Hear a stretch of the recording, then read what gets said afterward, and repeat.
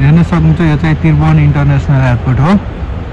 यहाँबाट चाहिँ दैनिक धेरै देशहरूको लागि चाहिँ प्लेनहरू टेक अफ र ल्यान्डिङ हुने गर्दछन् भने अहिले चाहिँ भुटान एयरलाइन्स आउँदैछ। यो चाहिँ भुटानको लागि होला, टेकअपको लागि रनवेमा आउँदैछ है, हेर्न सक्नुहुन्छ।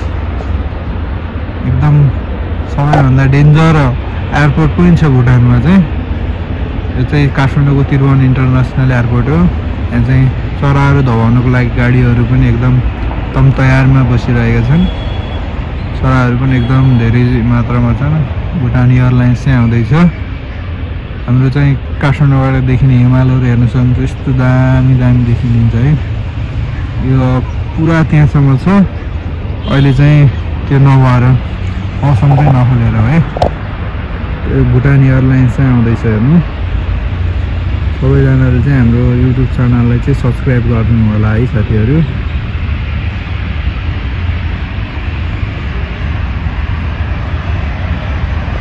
भुटान एयरलाइन्स यसको चाहिँ टेक अफ र ल्यान्डिङ चाहिँ डेन्जर नै हुन्छ जस्तो छ है।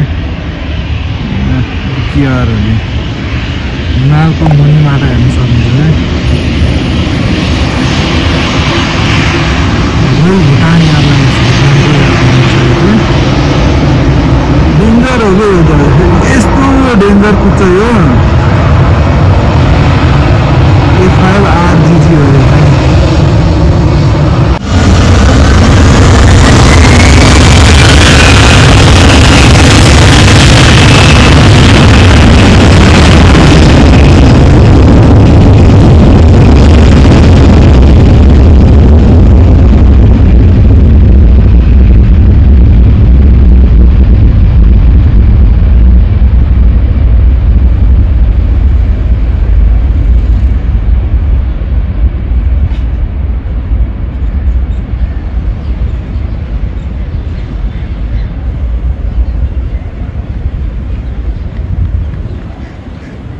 हेर्न सक्नुहुन्छ भुटान एयरलाइन्स चाहिँ यस्तो दामी टेकअप गरेर हेर्नुहोस् है।